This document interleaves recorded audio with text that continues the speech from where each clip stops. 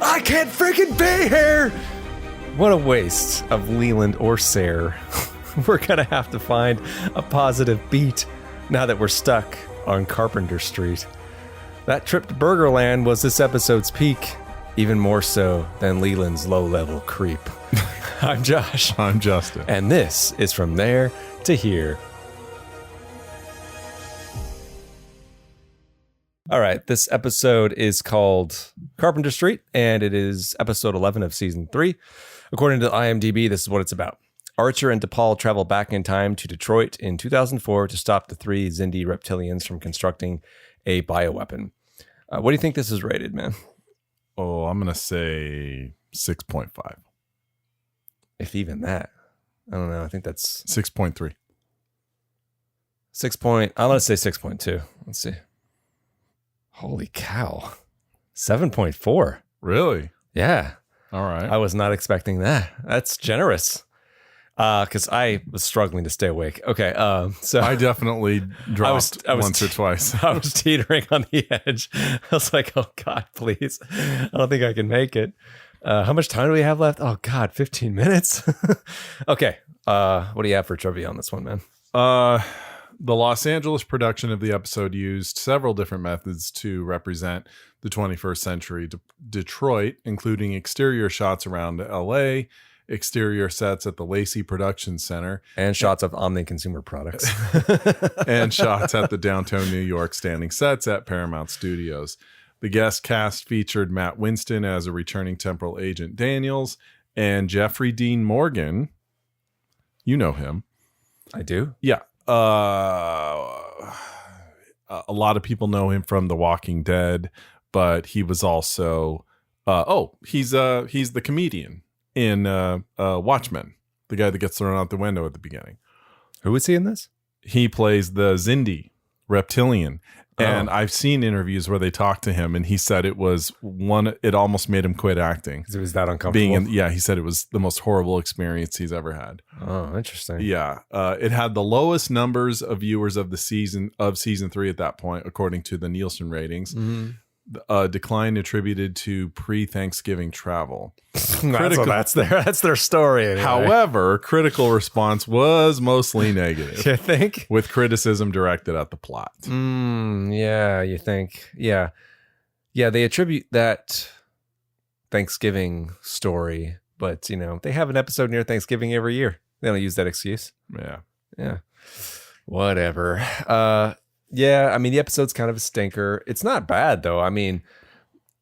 As I was watching it, I thought, yeah, this isn't bad. this is no Rogue Planet. It's not boring. No, it's not boring like that. Mm-hmm. I do have thoughts, of course. Yes, I do, but like I said in the opening poem, it really was a waste of Leland Orser, unless he's freaking out, Like in the Voyager episode he was in, where he played the hologram. I forget what that episode was called. I forget the name, but he was great. Yeah. That's kind of his signature when he freaks out. And he didn't freak out. He's playing very nonchalant, for lack of a better word. He's very, very at ease. He was still playing a creep, which seems to be his bag. Except in playing a creep is my bag, baby. He had that small part in Taken. Do you remember? Where he was one of the, I don't know, he was a for hire kind of ex-whatever operative. Oh, right. He was one of Liam Neeson's buddies. Yeah, and it was kind of... I do not... Buy first, no. I believe Liam Neeson. Yes. I do not believe Leland Orser as a special forces type. He was more of like you could see him as a brain guy, and that's the way he was kind of... maybe he was a tech guy. He was utilized in that way, like not as a street operative like what's his name you just said? Liam Neeson is. Yeah. No. I feel like I could beat up Leland Orser. Well, it really is. It really is a shame that they brought him in and this is what they did with him, because he's a good actor. I like him. Whenever he's on screen, he's interesting. He made his best with this, I think. But there wasn't much for him to grab onto, which is strange as to why they would want to bring him in for this. I don't know. Yeah, I don't know.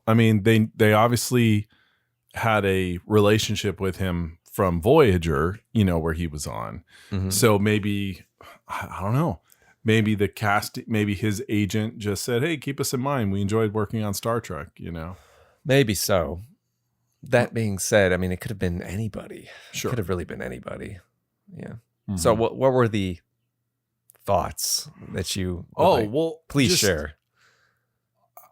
Even unless I'm missing, which I probably am because I was kind of bored during it, unless I'm missing something, the episode makes no sense. Yeah. Like why on earth are they there?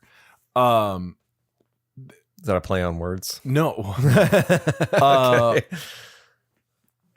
Someone, I forget who, someone makes reference to the fact that they're hiding from someone, you know, but The Xindi are hiding. Yeah, but are they hiding from someone in modern day or hiding from someone in the future? At the end, when he says, you know, you'll never defeat the Xindi or something. So obviously they're on the side of, you know, the weapon makers and all that. Did they say they were hiding from someone? Yeah, but maybe they meant they are hiding from the cops, you know, so they're hiding in the shadows. But I just cannot think of a more convoluted. What reason did they have to bring them to modern day time? I just don't.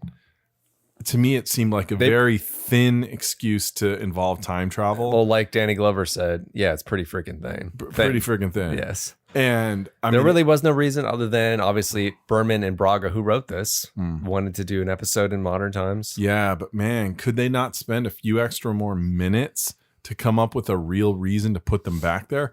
I mean, at least with First Contact, it's a very, very simple thing. Same thing with assimilate the past to defeat the future. I understand that. But they're like kidnapping people, taking their blood. What?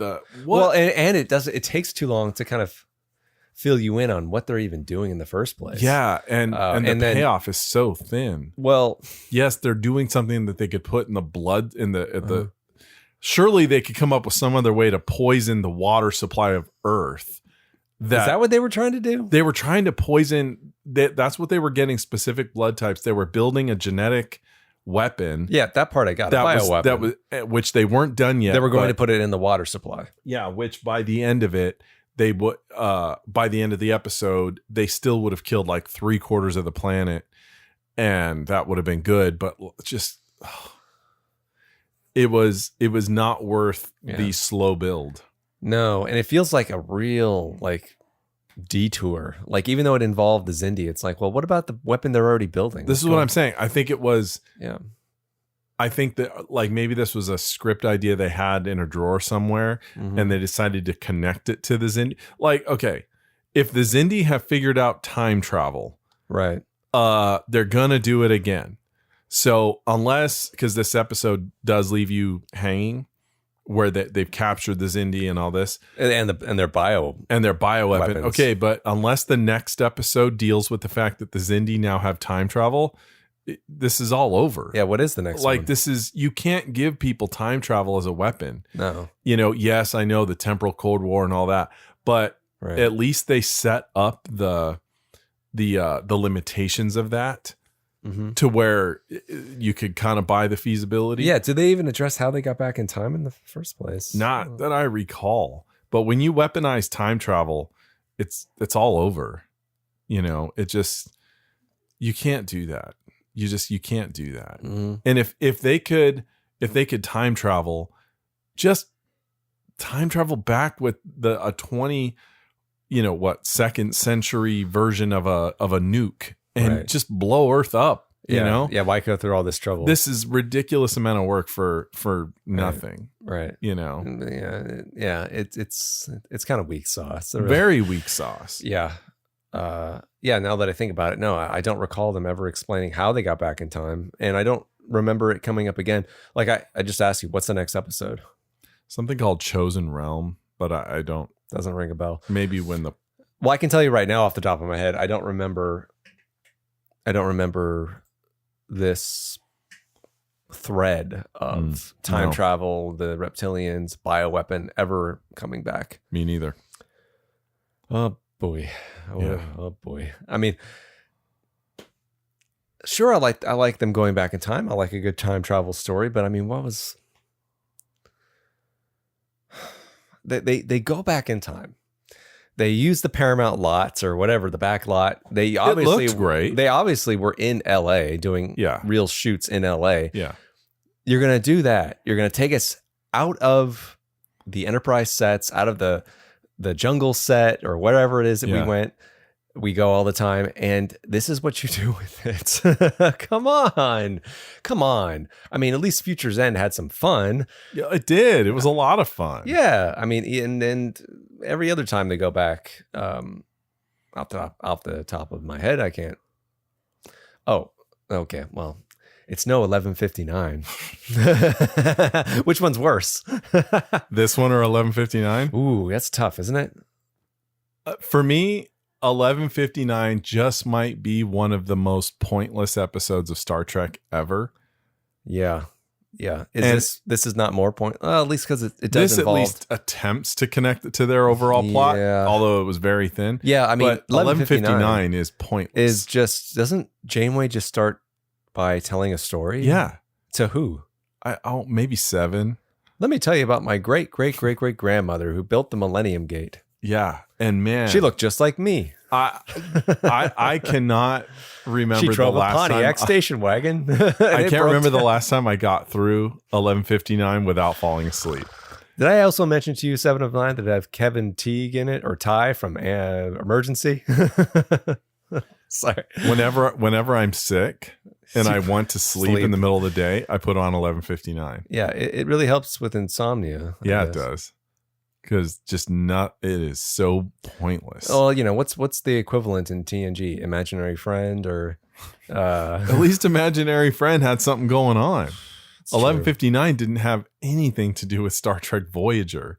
It just was. Oh, well, what about that original series episode that they were trying to make like it's a backdoor pilot? Oh, the one with Gary Seven? Yeah. I like that episode. And Terry Garr? Yeah. What is that one called? I forget now. Any day of the week. Well, that one didn't have anything to do with anything. But it still managed to be entertaining. Okay. It did in the sense that he accidentally got picked up by the Enterprise. Mm-hmm. And he was like, hey, get me out of here. I got a job to do. And then he gets himself to Earth and they're like, okay, we got to figure out who this guy is. A very thin weaving of that character and our heroes, but at least there was a connection to the series, but yeah, this feels even more thin than that. Well, even though it has something to do with the Xindi. Yeah, but it very, very much feels like this was a story idea that had been floating around, and they just tried to attach it to the Xindi to do this. Uh-huh. I mean, I don't know. I just don't know what the hell these guys are doing. Well, yeah, this season. I mean, even like sitting around the writers' table, and they pitch that synopsis. Oh yeah, we go back in time and there's Xindi there, and we've got Leland Orser, and he's kidnapping hookers and people from the blood bank, and he's taking their blood. Okay, how is this interesting? It's like, did they ever ask themselves that? Like, does that really sound interesting to me? Would I want to watch that? I can't imagine. This is what I'd like to. They would say yes. If whoever had the idea for the Xindi arc, whether it was Berman, Braga, the writers, whoever had the idea, it seems to me that the logical next step that Rick Berman himself would ask is, okay, how are we going to sustain this story over 26 episodes? Mm-hmm. Then I imagine some of the writers go, well, not every episode will be about that. We'll have a couple bottle shows that'll have to do with something else, but it'll always be there in the background, and some episodes will focus on it. Yeah.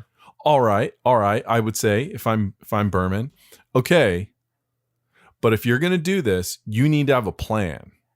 I need you to have a plan for what those connective tissues are and what those major Xindi episodes are. I need you to have that in advance. Yeah. You don't have to have the whole script written, but you better have a solid idea for what that story is going to be. And it doesn't seem like they did that. No. It seems like they had what they thought to be the groundbreaking idea of doing a season-long arc, Right. but then didn't think it through in the slightest. I think they just had like a rough a few paragraph sketch. And it shows in every single episode that we watch. Even the good ones, which there have been precious few at this point in the season, even the good ones, you end up forgetting because they get so far removed from the Xindi plot. And then the bad ones really stick out. But then... I mean, this season so far is making me nostalgic for like season 2 episode Precious Cargo, or at least it had its own at least story. it was fun. Going on. Like, but the woman was attractive. Yeah, but man, I just what on earth were they thinking? Because this is not working at all.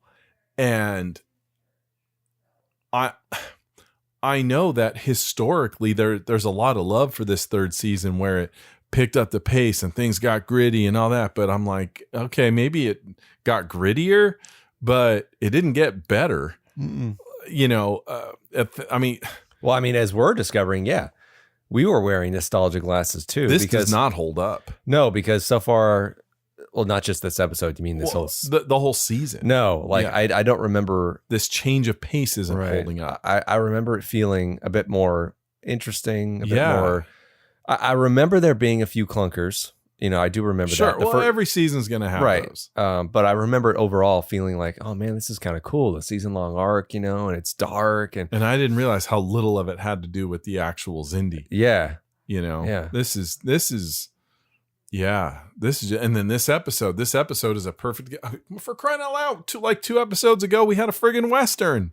I mean, what in God's name are they doing? And the Western had nothing to do with anything. Nothing. No. I've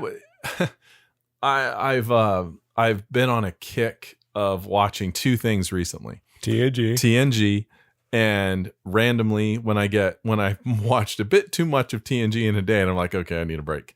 I'll put on an episode of The Prisoner. I thought you were going to say Tales from the Crypt. Well, that too.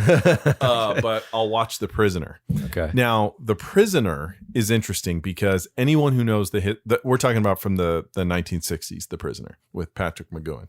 Patrick McGoohan. Remember, there was a line from it was High Fidelity, where one of the guys comes up to Jack Black. He's like, "What's that one show? Who's that actor with the guy who's the prisoner?" And Jack Black goes, "McGoohan." He just kind of throws it out there. Okay, I forgot that part. But anyway, though, the whole series lasts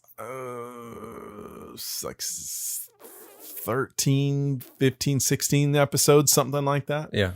And originally, Patrick and McGoohan, this was all his idea. His original idea was for like 7 episodes.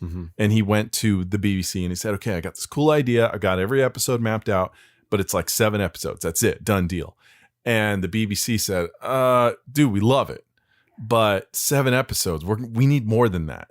And he's like, no, it's a short run thing. They're like, okay, it can still be short, but that's too short. Like we need something we can work with. So the only way he could get that made was to add 5 more episodes to it. And when you watch the series, you don't have to Google which episodes are the ones that don't have anything to do with his original plot. I just watched one that I had completely forgotten. And the episode starts off where Patrick McGoohan gets like knocked out.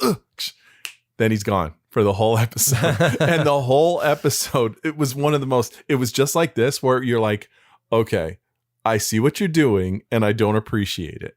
Where they put him in a chair where he clearly shot all of his footage in like an afternoon, you know, and his brain was swapped with another guy. No. And then the whole episode was with this other guy. And it's not that it wasn't well made, but it has absolutely nothing to do with number 6 or the show. And you're just like, this is such a waste of time. And then because I have it loaded in my Plex, 2 episodes later, guess what's next? A Western.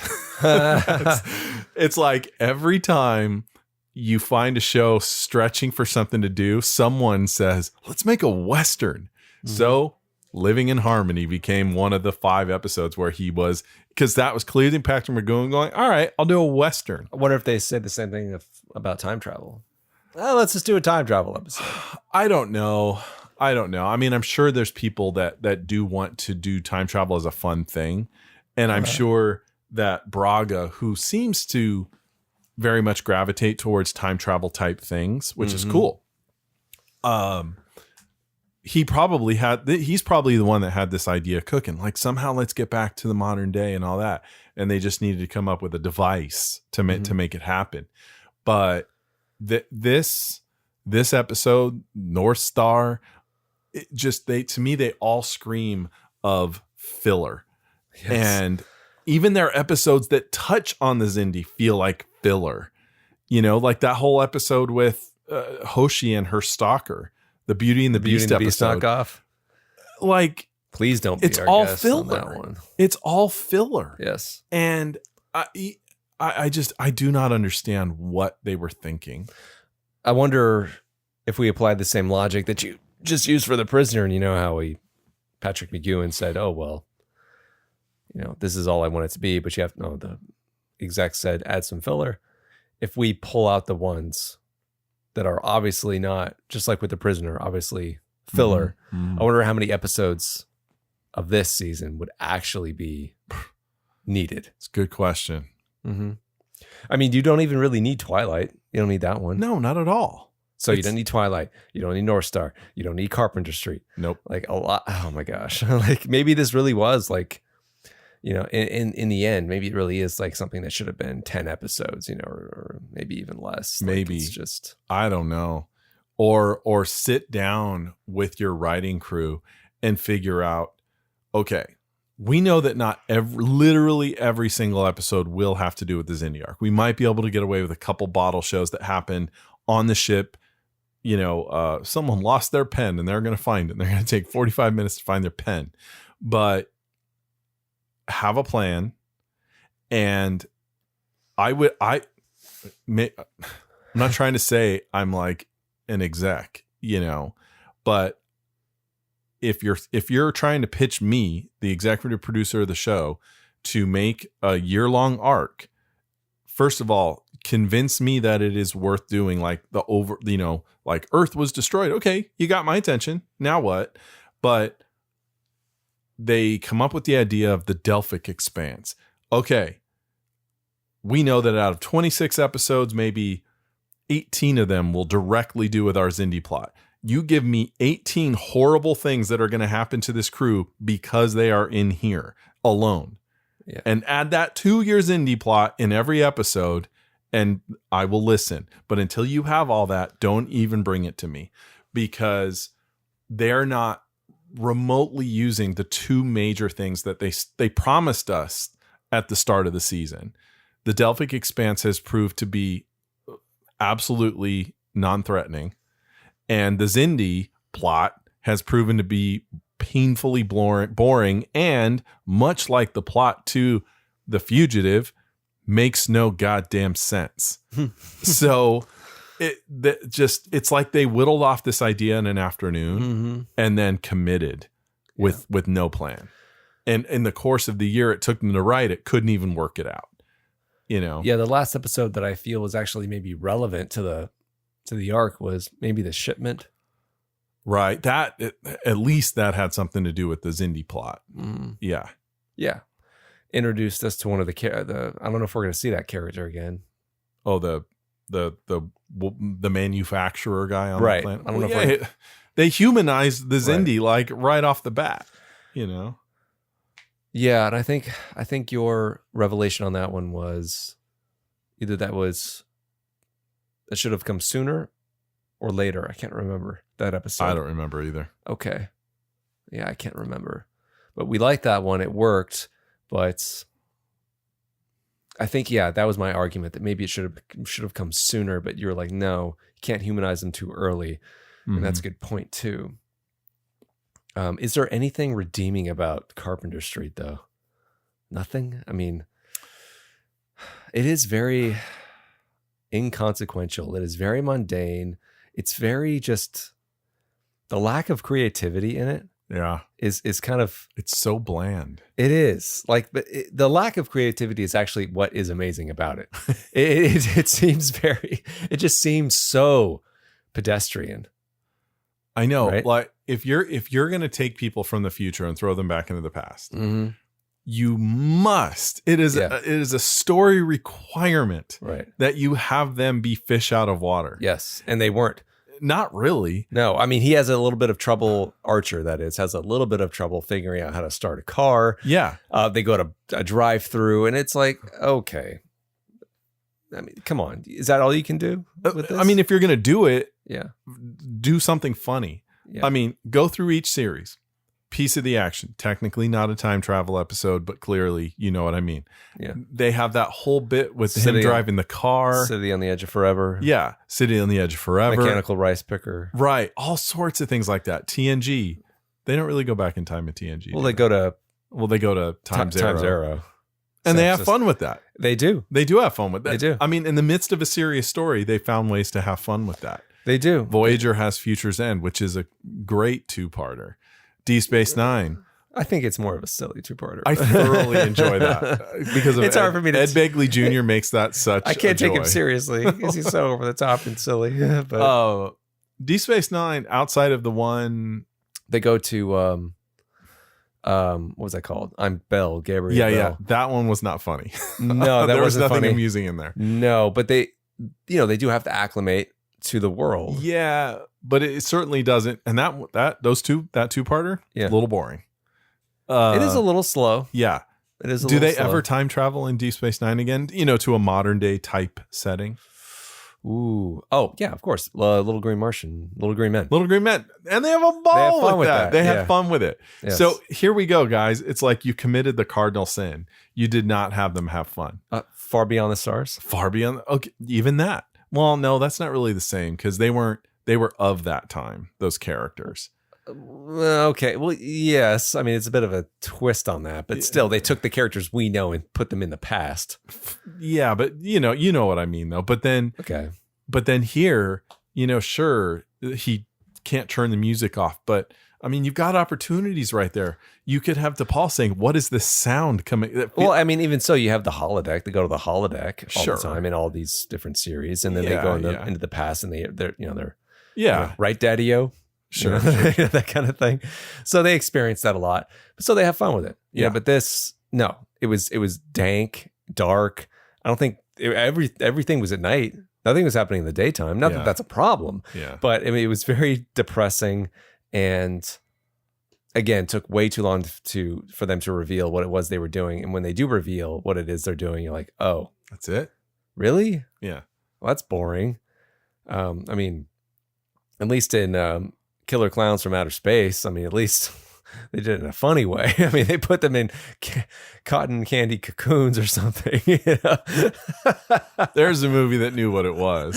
Yes. I mean, you got the hunk in it, man. Got hunk. I know. Bradley Brinkman himself. Yeah. They get Leland Orser, Mr. Freak Out himself, and they don't even have him freak out once. I know. Not really. No, what a wasted opportunity. I think he would say, like, guys, you really don't want me to freak out about this hamburger or something? Anywhere. Anything. Say, how about I do an alternate take in every scene I'm in where I freak out, and you choose which freak out you want. Yeah. I can freak out over the drive-through or over the blood bank, what have you. It doesn't matter. Never did. No. And it ends on such a... At least when they did, it's at the end of the season. When they go back to World War II and is it Xindi? No. Who is it? It's another alien species that are working with the Germans. Yes. At least. Are you a German? Are you a German? At least they, almost in playing it straight, they kind of had fun with it. But at least that concept is so outlandish that you kind of like, is this real? Yeah, whenever I start thinking about season 4 of how that opens, they wrap that up real fast. Yes, but whenever I start thinking about that, I also start to get it crossed with the Man in the High Castle. I'm like, wait a minute, no, that's the Man in the High Castle. That's not what's wrong one, because they both involve Germans in World War II in America, which they're not supposed to be in. I was and like, an alternate, right? So I was like, oh yeah, wrong series. Yeah. Boy, Anyway. if ever there was a show that went off the rails. I never finished it because God, I guess such it did. promise. It started so well. It did start off well. Anyway, not to get off on a tangent with that. But Carpenter Street, yeah, it ends on a very weak. I mean, the whole episode's weak, and it goes out on a weak note. Yeah. I mean, I think they were trying to be funny. It just comes off as kind of sad, with Leland Orser, like, oh, be careful, they have ray guns, and there was lizard men. Like, it's Maybe supposed to be funny. He's not the actor to do that. Maybe not. Maybe they should have got. Who would have worked better? Should they have gotten somebody that was? I know who they should have gotten. A funny guy, more known for lighthearted roles. They should have gotten the actor that played Rom, Max Grodenchek, to play that guy. Okay, that would have been interesting. Maybe. Maybe get someone who's like. And I don't like it when actors bring in their real life baggage, but maybe get an actor who's notorious for thinking, everything is a conspiracy, or that there are lizard men or something. Then they should have gotten the guy that played what's that one movie? They remade Invasion of the Body Snatchers. There's the 50s one. Yeah. Which starred the bad guy from Inner Space. Yeah.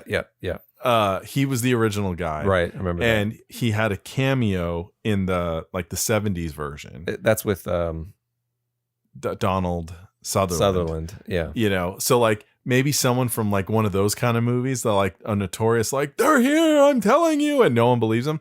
Yeah. Have him play it as kind of a wink to the audience.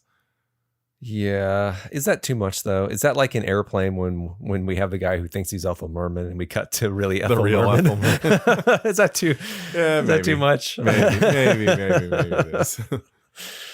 Maybe that's a little too just us having fun.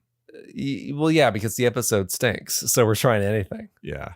I guess if you're going to stunt cast, you gotta find a way to make it interesting. Mm-hmm. Like I always think about, they made, when who is it? Dr. Ruth showed up in Quantum Leap. They made that kind of interesting. Oh, definitely. Yeah. I don't know why of all episodes, this is the one that comes to mind, but I think about the Deep Space Nine episode, Magnificent Ferengi.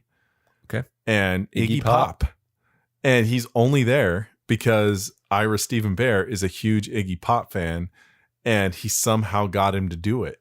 He just wanted to see him do it. However, through the magic of film, somehow Iggy Pop ends up playing this really interesting Vorta. He's like both. He has this interesting blend of being intrigued by the audacity of what these Ferengi are doing, mm-hmm. and being slightly amused by it. Yeah. And being bored, mm-hmm.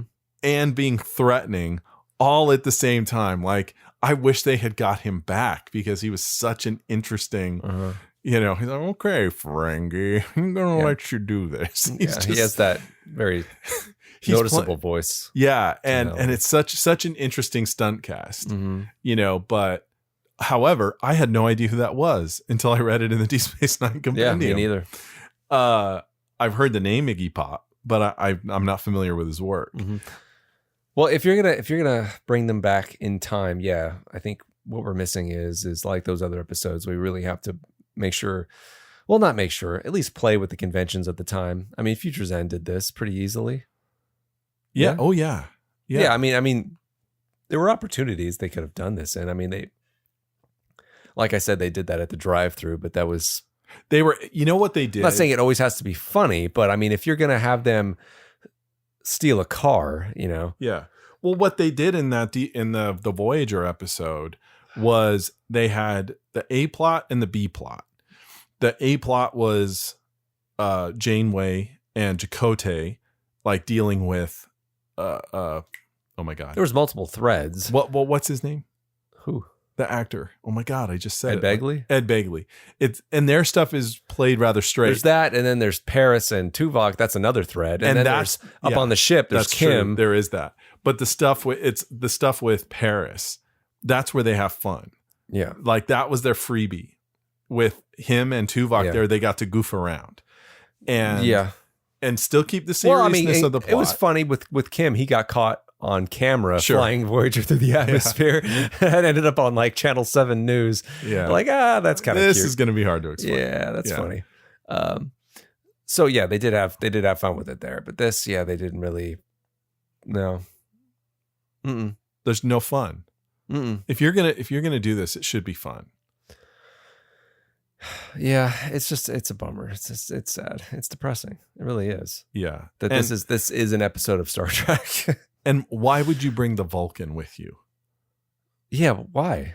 Bring Trip, bring Travis, anyone but the Vulcan who will stick out. Who you have to disguise. Yeah, come on. Yeah, what was the point? And her being there, her being T'Pol, didn't serve any function. Mm-mm. You know, the captain's the captain. Mm. But yeah, like, I mean, surely this was an opportunity for the writers to bring forth Mayweather and say, Captain, I've always been a fan of 20th Century Earth. I know everything about it. Why not take the Makos with you? Jesus Christ. I know there's another thing that I was thinking about the other day, knowing that we were going to record today, which is in my brain, Stephen Culp showed up a lot more than he has. Yeah. And I'm like, what a wasted opportunity. The Makos haven't done anything of any value so far. Mm-mm. And Stephen Culp, who I like that actor, he was in like 1.5 episodes, and I know he comes back, but man, it's just torture. It really is. I thought this, you and I were definitely becoming very critical of the show by the end of season 2. Mm-hmm.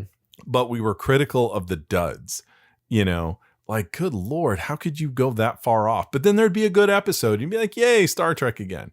But this, they're what episode are we on? What number is this? 11. And they're almost halfway through the season. Mm-hmm. And I am completely bored with the Xindi. Yes. Anytime the Xindi are referenced, it's almost like when I hear Deep Space Nine say, oh, we're doing a Klingon episode. Oh, crap. You know, it's so boring. Not to sound like a broken record, but we really do have to remember that this was not meant to be consumed the way we're consuming it. I get it. I get it. I get it. And well, we are watching it week to week. So in a way, it almost is. Kind of. Yeah. But I mean, there's no breaks. There's no reruns. That would make it worse. This is just not paying off. Yeah. And it's frustrating.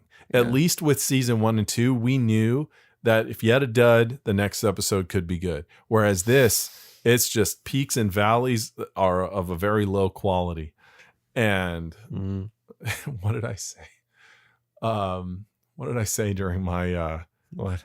You and I did a commentary on Supergirl, and I referred to the director's cut of adding. What do you recall? 15 minutes of absolutely no value. 15 or 20 minutes of absolutely no added value. Yeah, and that's what these episodes feel like. 45 minutes of no value, and that should never be said in Star Trek. You might like said a dud here and there, but I am genuinely uninterested in this season. And the Xindi are not compelling. No. There's like 5 of them. The aquatics don't amount to anything because they're so rarely seen. The reptilians they're violent, but they're just kind of, to me, they're just kind of carbon copies of the Jem'Hadar. They're like trying to, you know, make them vicious. And then you have the humanoids or the insectoids? No. That the arboreals. The arboreals. It's just, they don't work. None of it works. No. And then the Degra people, whatever they are, the most human looking ones, they're all nice guys. And it's like, this is just not happening. And I'm so disappointed in Star Trek, you know. Like, no wonder people bailed on this. They're like, what the hell is going on? This is so stupid. You know, I don't blame them at this point. Yeah, because I mean, it has for us become kind of a chore. Like, Very much so. It seems like You're like, dude, we have to record. we gotta again. record today. Like, I'm which really one, like, because you'd ask, which one is it? Carpenter Street. Oh crap. man. like, I'm so eager to get to season 4 because I know that there's good things in there. Mm-hmm. But man, this one, I thought it was going to pick up the pace. I was completely unprepared for how uninteresting it actually was. Okay, do you want to grade this episode and move on? D minus. D minus? A D. A D? It's a D. Oh boy. For its utter pointlessness. Yeah, because it's not a total fail. I don't think we've given an F to anything other than maybe Rogue Planet. But it's, production values are good. It looks they went good. to some real locations. They were obviously on some sets. Yeah, and it was nice to see Backlot. that. But aside from production value, nothing. Mm-hmm. Nothing. Yeah, I think I'll give them a D as well. Yeah. It's not horribly done. It's competently executed, but it's just so lackluster and unimaginative. Like I want to shame them for that. Like, and that's, like really, that's from the what you grew up script. with? That's on the page. Yeah. You know, Mm-hmm. like you said, it was competently directed. If they actually had an interesting story, this probably would have been a really good episode. Hey, we're just going to make a quick jaunt over to the. Well, I mean, every episode has the chance of, being really great, right? I mean, well, sure, but I mean, when you have that writer's room discussion about having an episode that's going to time travel to modern day time, that's like, yay, we all look forward to that because that's going to be a fun one, No. And can you think of an episode of any series, Star Trek or otherwise, mm-hmm. that has the Western episode that is ever regarded as a good episode? Yeah. Like, you have to know as a showrunner, you're in trouble if you're doing a Western episode. I wonder if Sequest has a Western episode. I think Sequest, the whole series, is a Western episode. That's a dredge up Sequest. I mean, good Lord. Fistful of Datas. Stinker. I like Spectre of the Gun. Spectre of the Gun is fun, but it's not a I know it's not Western. I know it's not well regarded, but which is a shame. I like it. I like it too. The fact that it's in a surreal setting, I think, is what makes that work. When they try to go for straight Western, it doesn't. Mm-hmm. So yeah, you got Fistful of Datas. I've got The Prisoner with Living in Harmony. It's not that it's not well done. It just doesn't have dick to do with the show itself. Right. Do any other. The Brady Bunch, even, they go to a Western town and they run into the actor that plays Thurston Howell. Do they? Yes. Okay. They go to like a movie lot or something like that, like an old Western town, something to that effect. Okay. And I think the show had slid at that point. I don't remember that one. I remember when Bobby idolized Jesse James before he knew he was a bad guy. You don't remember that? No. Yeah. Anyway, no, you're right. I think it is a jump the shark moment, maybe. Yeah. Or is that a jump the shark? Or is that just because TNG recovered from Fistful of Datas. Yes. Jump the shark implies the show never came back. Yeah. I agree with you that TNG did recover, but so if it's not a jump the shark moment, we need a name. You have to use the word Western in it. No, like jump the shark. What could be a motif that we use? I mean, because they literally jumped a shark in that Happy Days episode. Yes. So, what specific moment could we call it? Like,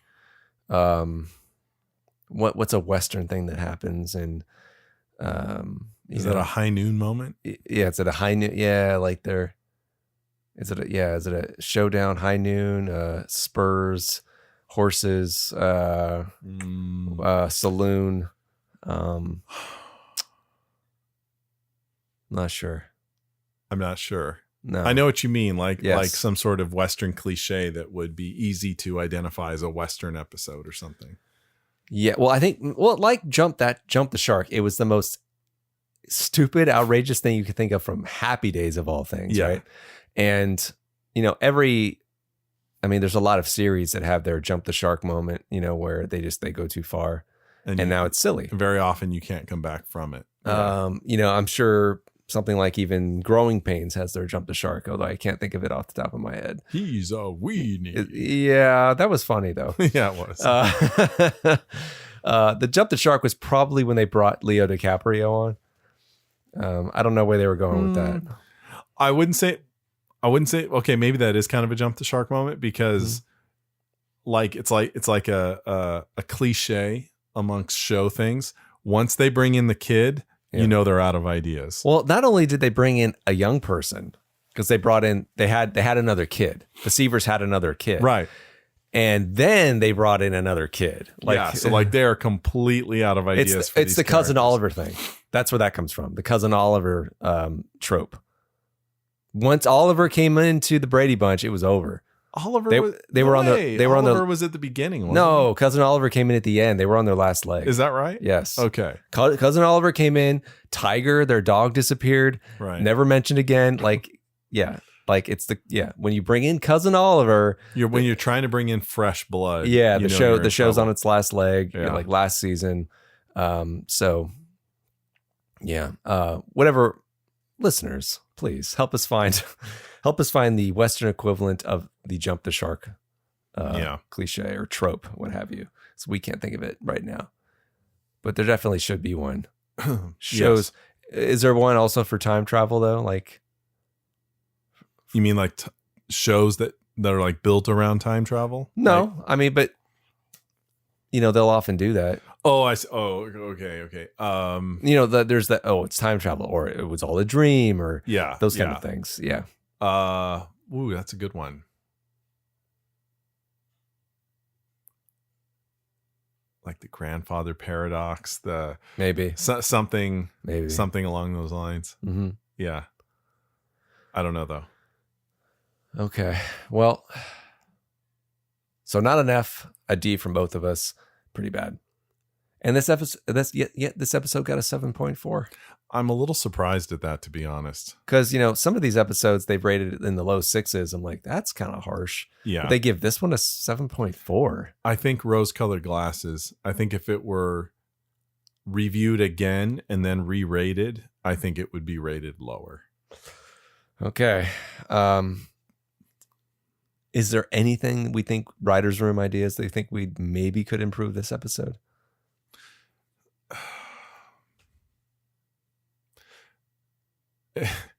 As much as I hate would you even want to, okay, if we kept it time travel, they go back to modern time, would you even want to involve this Indy at all? No, I was just going to say, as much as this goes against what we were just talking about, I think that's probably the first order of business, is that unfortunately it's going to have to do nothing with this Indy plot, because you want to have fun, right? And you can't have fun with the Indy. Mm-hmm. So find another reason to go back in time. Mm-hmm.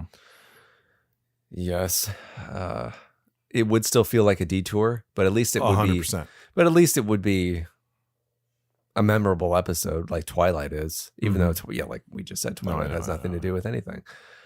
Go back in modern time and to keep the stakes high, though. Well, did they have to be high? I mean, look at. But every time they do it, the stakes are always incredibly high. No. Look at what's the season 2 opener? I don't remember. To Paul in the little country town. Oh, Carbon Creek. Look at Carbon Creek. Sure. No stakes, and it's a delightful episode. This is true. They found a way. It wasn't really time travel. Yes. It was kind of a cheat, but it was an out of time episode. Mm-hmm. So I must watch I Love Lucy. I'm doing cultural observations. Yes. Yeah. I don't know, but I agree with you 100%. It shouldn't have had anything to do with the Indy. Who would be obviously bringing to Paul is a must because she's an alien. So you have cultural confusion. Mm-hmm. There is no other alien other than Phlox, and he's pretty chill about things. Right. Unless you put Phlox into a modern day hospital. Then does it have anything to do with the temporal Cold War at all? Maybe they could have pulled that rabbit and played with that instead. you know, put a button on the Agent Daniels thing. I mean, he shows up in this, but it feels so unrelated to him. Yeah, because his stuff wasn't connected to the Zinni. No, it wasn't. So you're like, why is this was such a thinly stitched together plot. Yeah.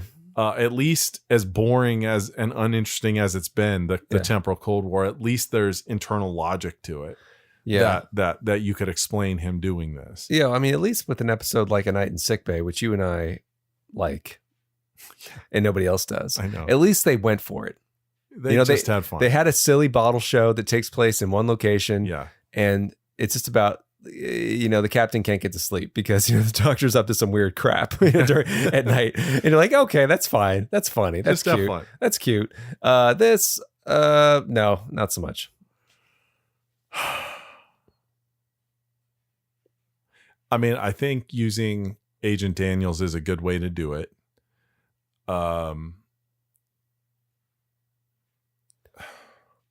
Maybe it could be Agent Daniels showing up and saying, hey, they've managed to send somebody or something back into the past to undo Earth's history. You have to repair it. Mm-hmm. Why can't you do it? Because of tech reason 105, you know. So you and 2 other members of your crew can go. Mm-hmm. And to do it, they've killed this guy and his team. And so you must now act like them. Why us? Why not someone from your time? Because of tech reason 108. And they just have to like do something. I don't know. A complete detour, but at least it could be something they could have fun with. You know, that they're kind of just doing it under direction. So they're not having their own personal driven plot where maybe they could relax and have a little fun, you know, maybe. Maybe. Yeah. Like maybe it's like a, you know, like a time, not a time loop, but, what was the cliche, you know, Data's head in Time Zero. Paradox. Is it a paradox or are they? No, it's not. That's not a paradox. That's like a time completing itself. Yeah. They just, basically completed the, whatever it was they had to do. Right. Just how that's called, but maybe something like that happens. Yeah, maybe. I mean, just even that Voyager episode, even the stuff with Janeway, when they go and they find that future captain and he's Captain Braxton, and he's on the boardwalk and he's a bum. And because he's kind of lost his mind, everything he says sounds exactly like the kind of crap you hear from the homeless people. Right. You're just like, this is actually kind of amusing. And it kind of makes you wonder, do any of these homeless people like know more than what we think they do? Yeah. You know? Get out of my house. Are these guys time travelers? Like, you know, they had fun with that. Yeah. You know, and even the cops are like, all right, Captain, let's go. Yeah. I mean, even in this, it honestly, it didn't even feel like I was watching a Star Trek episode. No, not really. No. Like you said, I think when it started, like, it feels like I'm just watching a generic UPN show from the early 2000s. Yeah. I was like, this could be anything. Yeah. Like, it really did. Yeah. It really did. Yeah, I mean, even when in Future's End, you know, when it's just Ed Begley and his little sidekick, his henchman, it still felt like Star Trek. Yeah, like even there was nothing there was no future stuff around or anything like that. It still felt like Star Trek somehow. I don't know. Maybe that's nostalgia glasses. I don't know, but no, it's not, because we've rewatched that episode in the past, you know, year or two, and it holds up. Like if you threw this on and showed any random person, they'd be like, are we watching Seven or Taken or something? Because I see that guy. This is Star Trek? Really? It sure doesn't look like Star Trek. Yeah. Yeah. I don't remember there being hookers in that. Okay. Anyway. I think basically what we're saying is this episode is unsalvageable. I think so. You'd have to start over from scratch, honestly. I think you're right. So... Okay, so I have nothing from anyone who listens to the show. No one's emailed us. Well, that's a bummer. Probably because no one had anything to say about Carpenter Street. I feel like our fans are slowly dropping off here. Maybe that's it too. Maybe because it's season 3.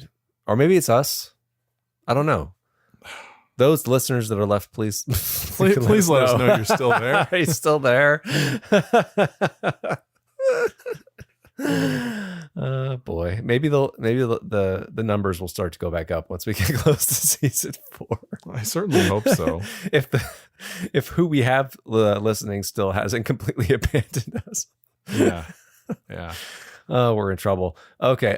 So if you'd like to email us, podcastnx01@gmail.com, or you can leave us a review on Apple Podcasts. If you have any ideas or just comments about future episodes coming up, about the ones we just did, you tell us. Well, so I'll see you next week in, what was the episode? Chosen Realm. Chosen Realm. I didn't even want to look up. I don't want to know. My brain chose not to remember what it was. Yeah, I don't want to look it up. Chosen Realm. I just know that's the title. I don't feel good things. You know, don't you get that feeling about each episode coming up? You're Is this a Wisp episode? Yeah, whatever that one was. Yeah. But that one was okay. Yeah, it was all right. No, but like when you feel something coming up like Extinction, you're like, ooh, yeah, I remember something good about that. Yeah. Or, you know, the digger tickle in my belly says this yeah, is you're wrong. like, ooh, something's telling me this is bad. Yeah. Yeah. Although I can't put my finger on it. Yeah. Is it Terra Nova bad? I don't know. We'll find out. Yeah. All right, man. All right. I'll choose the realm with you next week. See you then. Okay.